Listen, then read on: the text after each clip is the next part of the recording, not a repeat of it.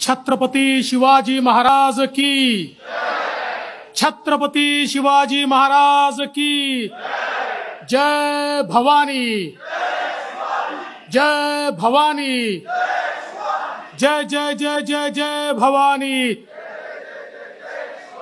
जय जय जय जय जय शिवाजी। आज अत्यंत मनापासून आनंद होतोय।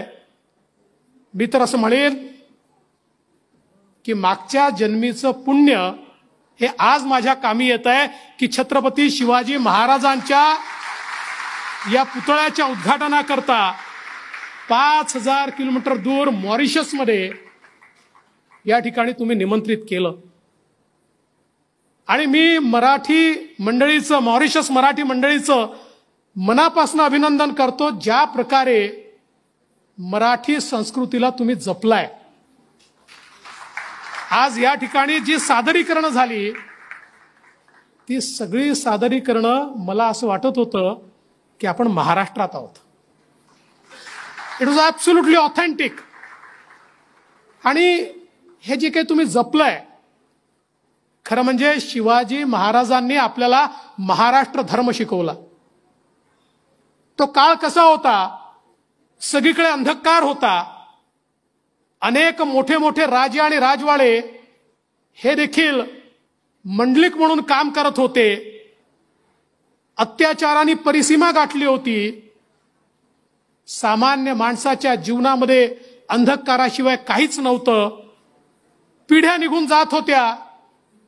आम्ही कधीच यातनं बाहेर येऊ शकणार नाही ही मानसिकता होती। आणि अशा या परिस्थितीमध्ये आई जिजाऊंनी छत्रपती शिवरायांसारखा एक अतिशय तेजस्वी बालक जन्माला घातला। आणि 14व्या वर्षी हा बालक शपथ घेतो, देव देश आणि धर्माकरता या ठिकाणी मी लढेन आणि स्वराज्याची प्राप्ती करेन, ही जी भावना त्यांच्या मनामध्ये होती। आणि त्यानंतर छत्रपती शिवरायांनी, खरं म्हणजे आपण त्यांना युगपुरुष का म्हणतो, त्यांच्याजवळ सैन्य नव्हतं, त्यांच्याकडे मोठे सैनिक नव्हते, समोर मोगल होते, मोगलांकडे मोठं सैन्य होतं, अनेक देशांचे त्या ठिकाणी सरदार होते, त्यांना मोठं वेतन मिळत होतं, पैसा होता। पण महाराजांनी 12 मावळ्यातल्या 18 पगड जातींना जमा केलं। ज्यांच्याकडे चेहरा नव्हता अशा लोकांना जमा केलं। जे 6 महिने शेती करायचे आणि शेतीवर जगायचे अशा लोकांना जमा केलं।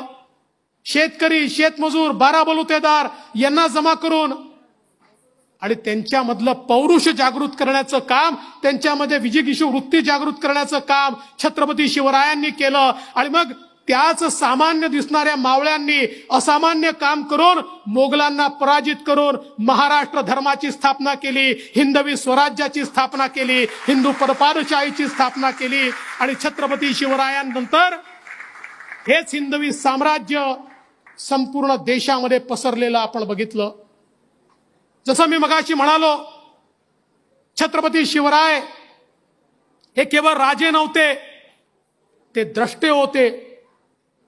त्यांनी ज्या प्रकारची राज्य व्यवस्था त्या ठिकाणी घडवली, ज्या राज्य व्यवस्थेमध्ये सर्वांना समान अधिकार होता, कुठलाही भेद नव्हता आणि कोणालाही स्पेशल स्टेटस नव्हतं। चूक करणाऱ्याला त्या ठिकाणी शिक्षा होती, चांगलं वागणाऱ्याला प्रोत्साहन होतं। शेती कशी केली पाहिजे, शेतकऱ्यांना कशा प्रकारे दुष्काळातनं बाहेर काढलं पाहिजे, जलसंवर्धन कसं केलं पाहिजे, जंगलं कशी वाचवली पाहिजे, या प्रत्येक गोष्टीवर छत्रपती शिवाजी महाराजांची आज्ञावली ही आजही आपल्याला आश्चर्यचकित करून टाकते की त्यावेळी इतका पुढचा विचार महाराज कसं करू शकत होते।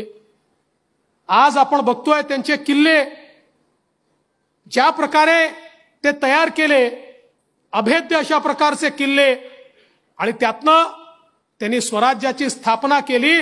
आणि सगळ्यात मोठी गोष्ट जर छत्रपती शिवरायांनी कुठली केली असेल, अनेक वेळा एखादा राजा होतो, तो राजा शौर्य गाजवतो, पण त्या राजानंतर ते शौर्य संपतं. पण महाराजांनी प्रत्येक मराठी माणसाच्या मनामध्ये, आणि मराठी माणसाच्याच नाही, प्रत्येक भारतीयाच्या मनामध्ये एक वीरतेचं बीजारोपण केलं. त्यानंतर इंग्रज येतपर्यंत मराठा साम्राज्याला, हिंदवी स्वराज्याला कोणी थांबवू शकलं नाही.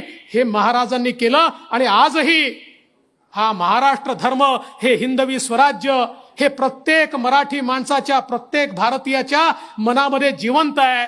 आणि म्हणून 350 वर्षानंतरही ज्यावेळी छत्रपती शिवरायांचा पुतळा मॉरिशसमध्ये उभा राहतो, त्यावेळी त्याच्यासमोर साष्टांग दंडवत घालण्याकरता आम्ही सगळे या ठिकाणी एकत्रित येतो.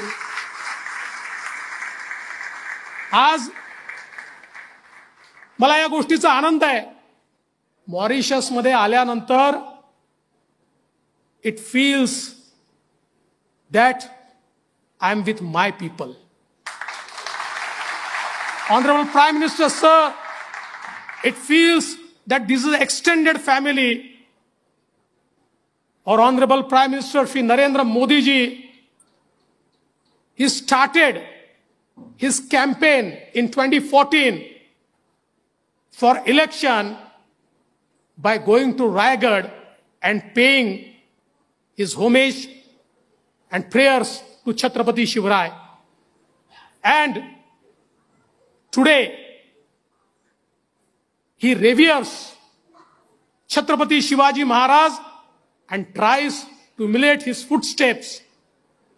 And I'm very happy that under his leadership and your leadership, the ties between Maharashtra and Mauritius have gone to next level.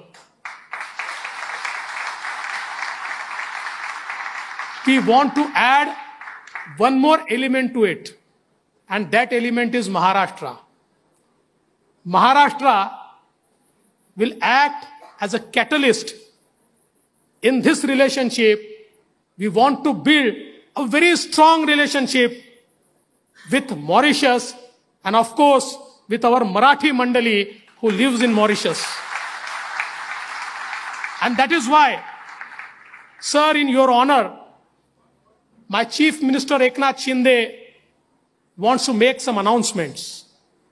And the first announcement is that Asadji, the multi-purpose hall which you have described, the government of Maharashtra will spend 44 million Mauritius rupees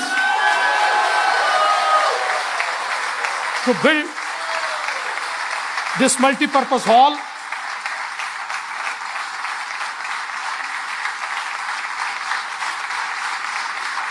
We have also decided, as demanded by you, we'll start scholarships for 10 students, not just in Marathi but in diverse field. And I would like you and the organizations like yours to recommend these students so that we find the right set of students to extend our scholarships.